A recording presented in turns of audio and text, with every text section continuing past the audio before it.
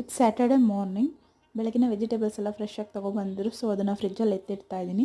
ಇವತ್ತು ಒಂದು morning detox drink ಮಾಡ್ತಾ ಇದ್ದೀನಿ ಬೂದ್ಗುಂಬಳಕಾಯಿನಲ್ಲಿ. ಇದು ತುಂಬಾ ಸಿಂಪಲ್. ನಾನು ಇದಕ್ಕೆ ಏನೂ ಆ್ಯಡ್ ಮಾಡ್ತಾಯಿಲ್ಲ, ಜಸ್ಟ್ ಅದು ಗ್ರೈಂಡ್ ಆಗೋಕ್ಕೆ ಒಂದು ಸ್ವಲ್ಪ ವಾಟರ್ ಮಾತ್ರ ಆ್ಯಡ್ ಮಾಡ್ತಾ ಇದ್ದೀನಿ. ಇದು ಹೆಲ್ತಿಗೆ ತುಂಬ ಒಳ್ಳೆಯದು, ನಮ್ಮ ಬಾಡಿನ ಡಿಟಾಕ್ಸ್ ಮಾಡುತ್ತೆ ಮತ್ತು ನಮ್ಮ ಹೊಟ್ಟೆ ಭಾಗದಲ್ಲಿರೋ ಬೊಜ್ಜನ್ನು ಕರಗಿಸೋದಕ್ಕೆ ಇದು ತುಂಬಾ ಹೆಲ್ಪ್ ಮಾಡುತ್ತೆ. ಇದನ್ನು ಎಂಟಿ ಸ್ಟಮಕಲ್ಲಿ ತೊಗೊಂಡ್ರೆ ತುಂಬಾ ಒಳ್ಳೆಯದು, ವೆಯ್ಟು ಲಾಸ್ ಆಗುತ್ತೆ ಬೇಗ. ಇವತ್ತು ನಾನು ಬ್ರೇಕ್ಫಾಸ್ಟಿಗೆ ಮಸಾಲೆ ದೋಸೆ ಮಾಡ್ತಾಯಿದ್ದೀನಿ.